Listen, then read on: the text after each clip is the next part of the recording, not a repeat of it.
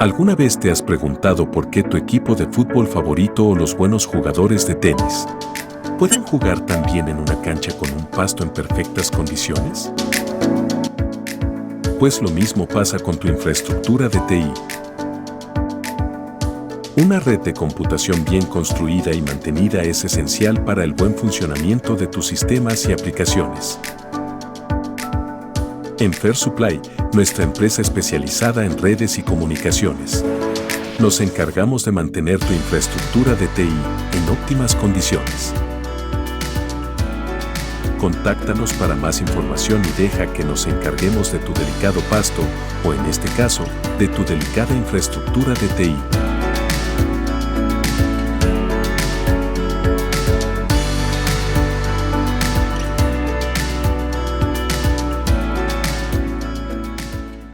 Bienvenidos a un nuevo episodio de la enésima derivada. Yo debo haber tenido unos 12, 13 años por ahí cuando me hicieron una pequeña operación y tuve que estar una semana en cama más o menos después en la recuperación.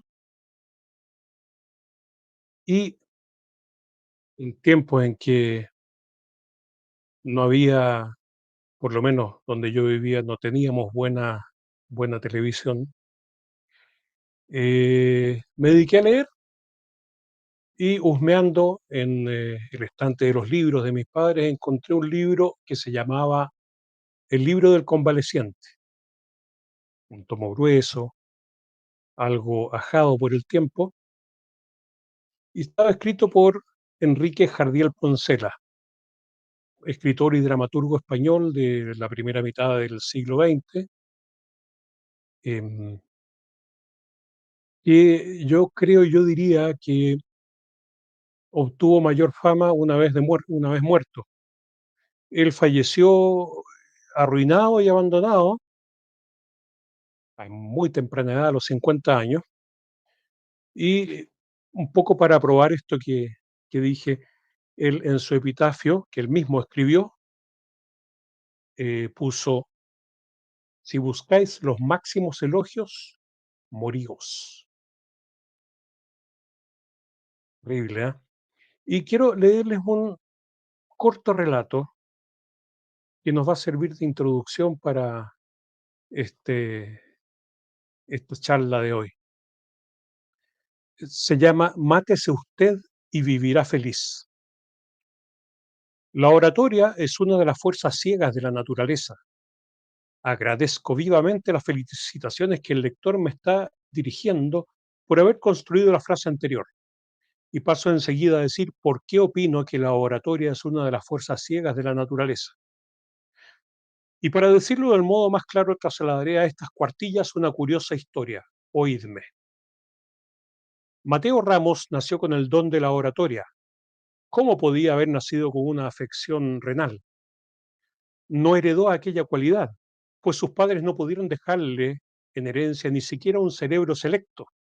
Así es que me sería dificilísimo explicar por qué misteriosas causas Mateo poseía el don de la oratoria, pero que lo poseía es indudable. Desde la cuna, la fuerza de su elocuencia se hizo sentir eficazmente a su alrededor.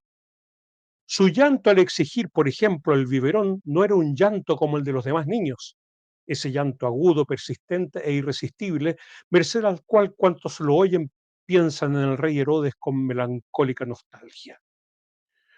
Su llanto era apremiante, electrizante, enérgico e imperativo, igual que un clarín.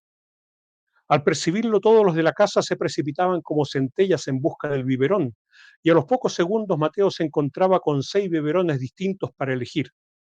Su elocuencia empezaba a triunfar. Y siguió triunfando. En los juegos infantiles le bastaban 2 palabras para que todos los juguetes de sus amiguitos pasaran a sus manos. En el instituto no se movía la hoja de un árbol ni la hoja de un libro contra la voluntad de Mateo. Y en la universidad él llevaba a sus compañeros a la huelga o los encerraba en las aulas con solo un discursillo de 2 o 3 minutos. De suerte que Mateo Ramos, como los churreros avesados, podía ufanarse de mover la masa a su capricho. Triunfó en la vida y fracasó en el amor. porque se esforzaba en enamorar a las mujeres y intensificando su elocuencia. Nunca supo que a las mujeres solo se las enamora intensificando los besos. Como todo aquel que fracasa en el amor, Mateo se hizo pesimista.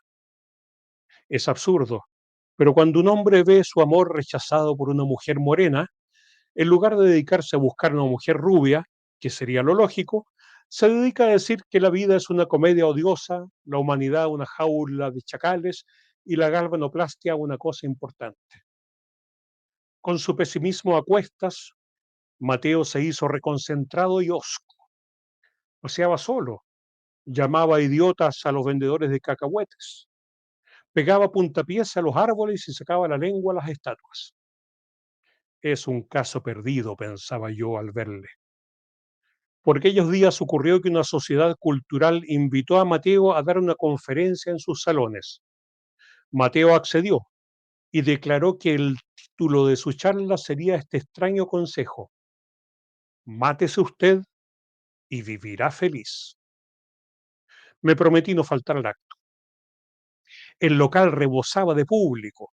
Había expectación enorme por oír al rey de la oratoria, como anunciaban los programas. 4 gramófonos esperaban que Mateo empezase a hablar para recoger en sus discos vírgenes cuanto dijese el conferenciante.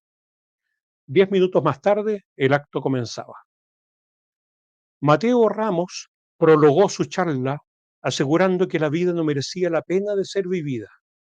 Hizo observar cómo nuestra mayor razón de vivir estriba en crecer y multiplicarse, y construyó unos admirables períodos demostrando que el crecer era una cosa aburridísima y que el multiplicarse solo traía consigo dolores y sobresaltos. Cuando todos estuvimos bien convencidos de que crecer y multiplicarse era una verdadera equivocación, Mateo pasó a estudiar los estímulos que podemos tener los humanos para seguir viviendo. Eran estos, según él: la riqueza, el poder, la paternidad, el amor, etcétera, etcétera.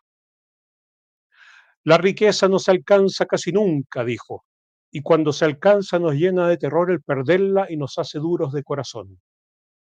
El poder solo lleva consigo angustias y tribulaciones, declaró, y la muerte acaba con todo poder humano. La paternidad, dijo, nunca puede compensarnos del dolor de ver sufrir a los hijos. Y adujo razones y más razones que fortificaban su tesis con una elocuencia arrebatadora. Los oyentes estábamos ya hechos polvo, casi todos llorábamos y muchos gemían a gritos. En cuanto al amor, siguió Mateo implacable, es una mentira gigantesca. Al año de habernos muerto, la persona que nos adoraba solo nos recuerda el día de nuestro santo, y a los 5 años ni el día de nuestro santo siquiera. ¿Qué nos queda, pues, para ser felices? Nada, señores, nada.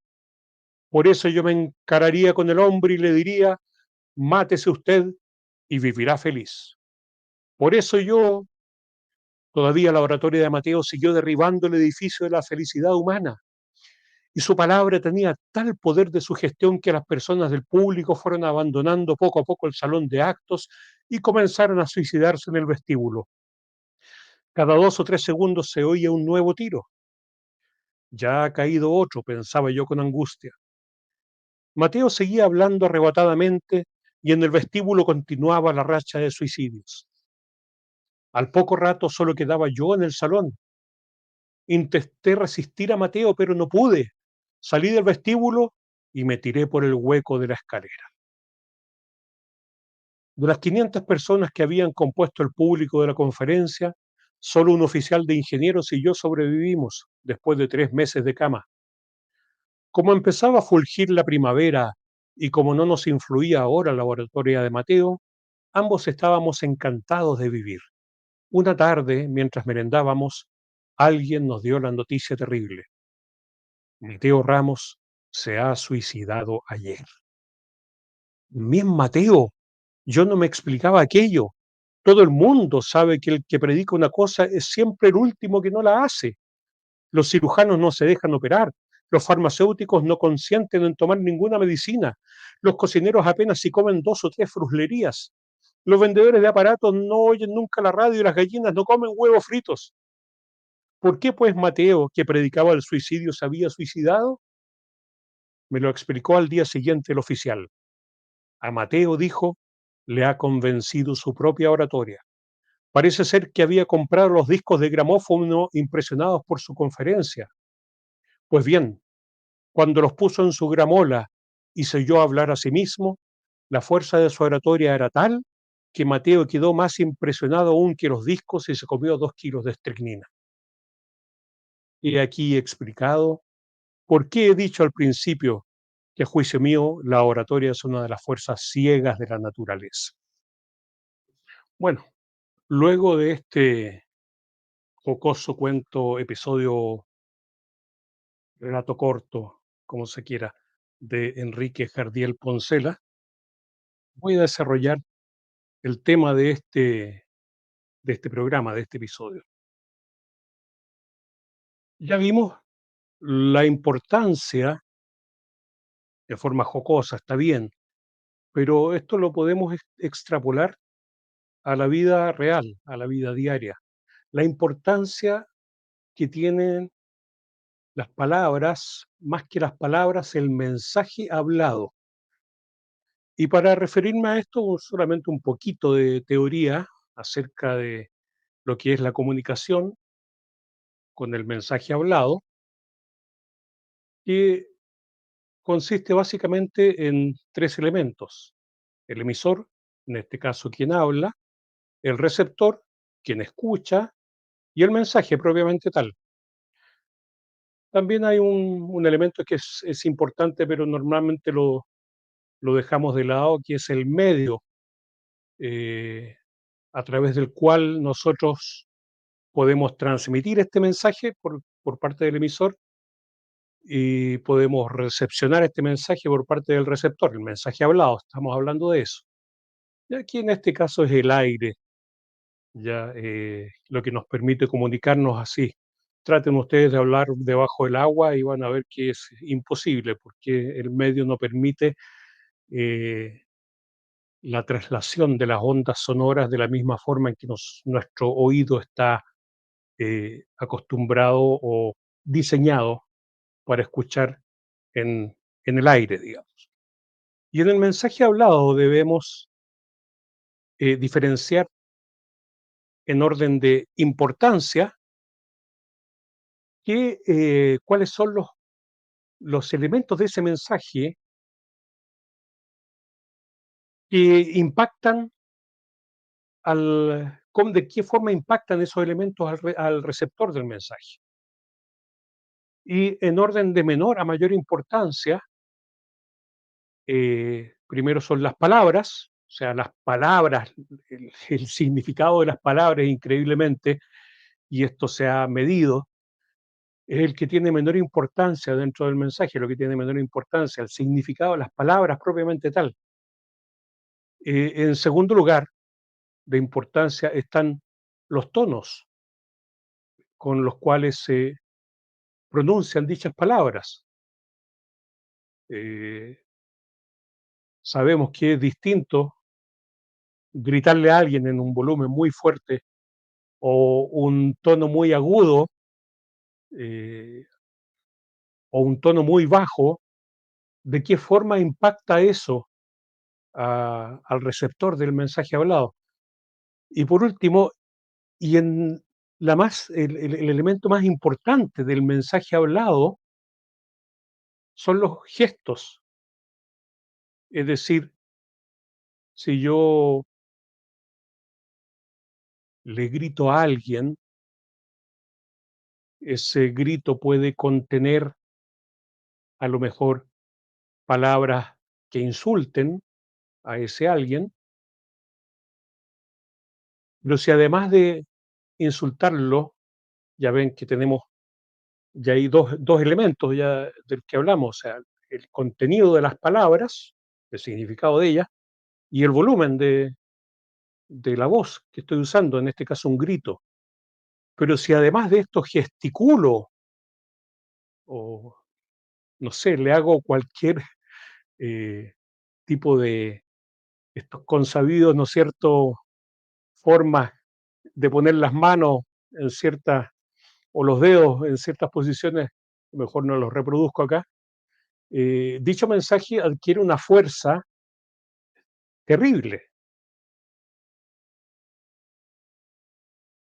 Estas características del mensaje hablado son utilizados, así como varios otros elementos que voy a detallar, eh, no en forma muy precisa ni completa, digamos, porque esto no se trata de hacer una clase, pero estos elementos del mensaje hablado los utiliza mucho el marketing, ¿ya?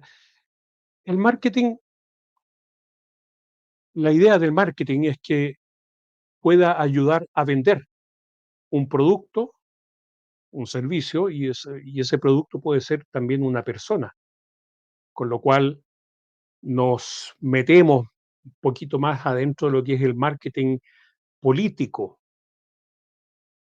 Hay especialistas en marketing político, me ha tocado conocer a más de uno. El marketing se basa en general, el marketing como idea, como arte, o no sé cómo llamarlo en realidad, eh, utiliza muchos elementos que están estudiados por la psicología que ayudan a, eh, que el mensaje sea captado de una u otra forma por los receptores del mensaje. Estos elementos pueden ser los colores, las palabras, lo que les decía, o sea, el significado de las palabras o dónde están puestas las palabras, eh, por ejemplo, las situaciones que se describen en un mensaje, supongamos un comercial de la televisión. ¿Quién no se recuerda cuando se podía hacer publicidad a las marcas de cigarrillos? ¿Quién no se recuerda a ese vaquero tan buen mozo y varonil que aparecía fumando Marlboro? O al motorista del Lucky Strike, o también cuando se podía hacer publicidad a los licores, a las bebidas alcohólicas en televisión, y siempre te presentaban la cerveza tal o cual en una playa con niñas buenas mozas en bikinis, qué sé yo. Entonces, te presentaba una situación que al receptor de ese mensaje le hacía parecer, ¿no es cierto?, que si tomaba esa cerveza o si fumaba esa marca de cigarrillo, iba a estar rodeado de esas chiquillas o iba a ser tan varonil como el motorista o el vaquero.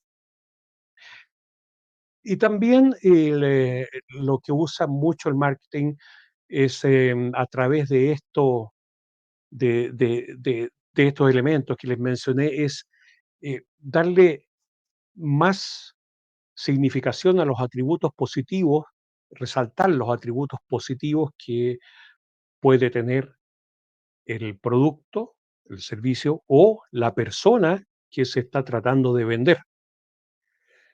¿Cómo encaja esto entonces con lo que veíamos al principio, la oratoria? Hay gente, esto es verdad, es un hecho de la causa que muy jocosamente lo describe Jardiel Poncela en el cuento. Hay gente que nace con el don de la oratoria, y es verdad. Y tenemos eh, a la vista nuestra muchos ejemplos de personajes que pululan dentro de la política, de personajes que saben usar muy bien la oratoria o que han nacido con, como se dice, el don de la palabra, aunque no es propiamente lo mismo, ¿ya? Dentro de nuestra fauna política chilena, eh, podemos recordar oradores famosos, eh, bastante recordados, como son el expresidente Frei Montalva, que era un muy buen orador, a quien la voz no le acompañaba mucho, pero su elocuencia era muy, muy apreciada por quienes eran afines sobre todo a su tendencia política.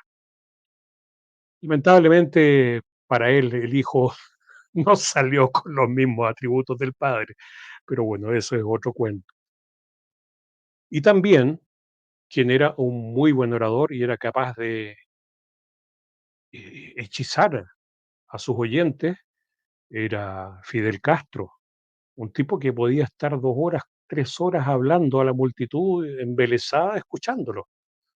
Y un ejemplo un poquito más menor, digamos, pero también era muy buen orador, era Salvador Allende. Actualmente,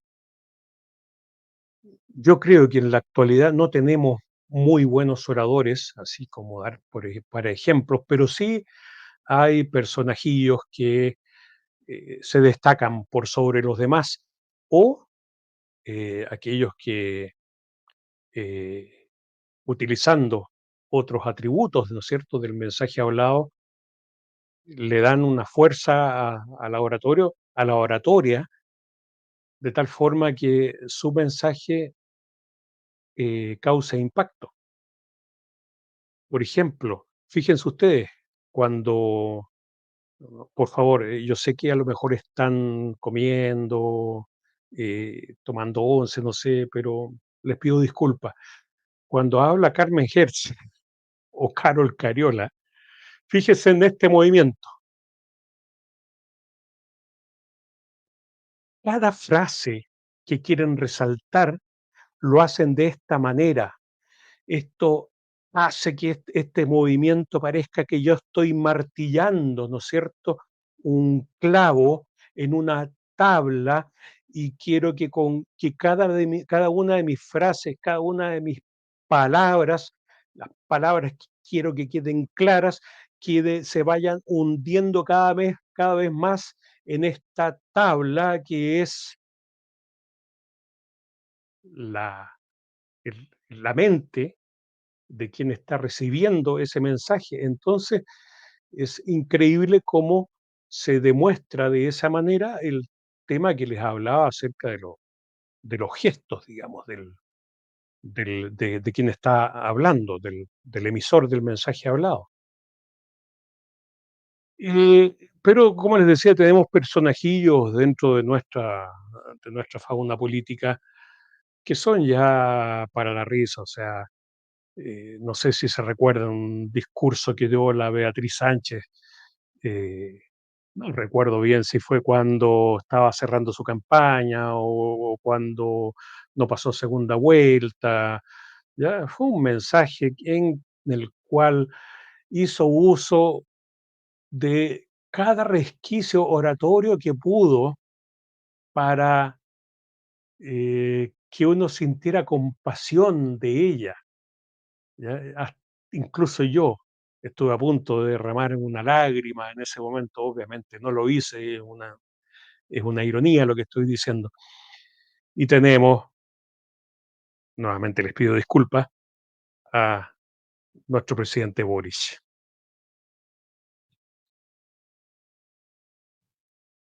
Hay un libro que les recomiendo leer, está en las bibliotecas públicas, incluso la de biblioteca pública digital, un libro de Alfredo Jocelyn Holt, que se llama La escuela tomada, donde él describe toda la situación que precedió, que circundó también y que fue a posteriori de la primera toma universitaria por allá por el año 2009 de la Escuela de Derecho de la Chile, donde él, después de largos pasajes en los cuales muestra de qué forma a este personaje lo fueron moldeando, él describe a Boris como un agitador. Boris no es un tipo intelectual, no es de los que craneaban los intelectuales, digamos, del movimiento, sino que él era el agitador y sigue siéndolo, la verdad. Es decir, vean, y muchos de ustedes tienen que haberse percatado de cómo este personaje, cuando tiene que hablar, alarga las sílabas, es que nosotros vamos, y unas pausas desesperantes, digamos, cuando está, digamos así, improvisando o saliéndose un poco del libreto, o cuando le preguntan algo para lo cual no estaba preparado, porque el tipo tiene que aprenderse un libreto. Ya. Ahora, con el libreto aprendido o escrito, es un buen orador, ¿ya? Pero le sacáis ese libreto o el teleprompter de adelante y el tipo muere, digamos. O sea, es por eso que en sus cuentas públicas, las dos que lleva, al día siguiente de su cuenta pública, sube algunos puntos en las encuestas, los cuales al cabo de unos pocos días ya vuelve a perder, digamos. Es por toda aquella gente que se impacta con la oratoria de este personaje. Y digámoslo así, Boris es un ignorante, no sabe, no tiene idea, o sea, según he escuchado cuando dio y fracasó en su examen de grado, eh, fue por una materia, hasta donde entiendo que era como básica, que cualquier abogado debía saber. No sabe nada de economía. Recuerden la famosa frase, no tengo la cifra exacta, no sabe nada de números. Y a su vez es un fanático de su ideología. Y en mi opinión, cuando se junta ignorancia más fanatismo, se obtiene estupidez. Lo digo, nuestro presidente es un estúpido. Se juntaron en él que es un ignorante y que es un fanático. Así es que eh, tengan cuidado, no se dejen encantar por los cantos de sirena. Hagan como Ulises, que se puso cera en las orejas, digamos, utilicen cera virtual, ¿ya? Para taponearse los oídos, poner un filtro en ellos, entre ellos y su razón. La oratoria es una arma que se utiliza, la utilizan los políticos, la utiliza el marketing. La oratoria es un arma que puede ser muy beneficiosa y a su vez también muy, muy peligrosa. Eso es todo, amigos, por hoy. Chao. Hola a todos, seguidores fieles de Espacio Liberal. Estamos emocionados de presentarles una oportunidad única para enriquecer su biblioteca. ¿Alguna vez has soñado con descubrir grandes libros sin tener que gastar una fortuna? Pues estás de suerte. Llegó la hora de hacerlo realidad con nuestra rifa mensual de libros. ¿Cómo funciona? Es sencillo. Cuando donas 2,000 pesos en cualquiera de los programas de nuestro canal, adquieres un cupo para participar en el emocionante sorteo mensual de un libro. Sí, lo has escuchado bien. Con tan solo 2,000 pesos, participas con un cupo del sorteo mensual de libros. Pero hay más para nuestros seguidores más leales. Si te conviertes en miembro de nuestro canal por solo 3,000 pesos al mes, obtendrás un trato excepcional. 3 cupos asegurados para el sorteo mensual. Sí, 3 oportunidades para ganar un libro increíble a la mitad del precio. Si deseas más información o estás listo para participar en la rifa, visita nuestro canal de YouTube. No dejes que esta oportunidad se te escape.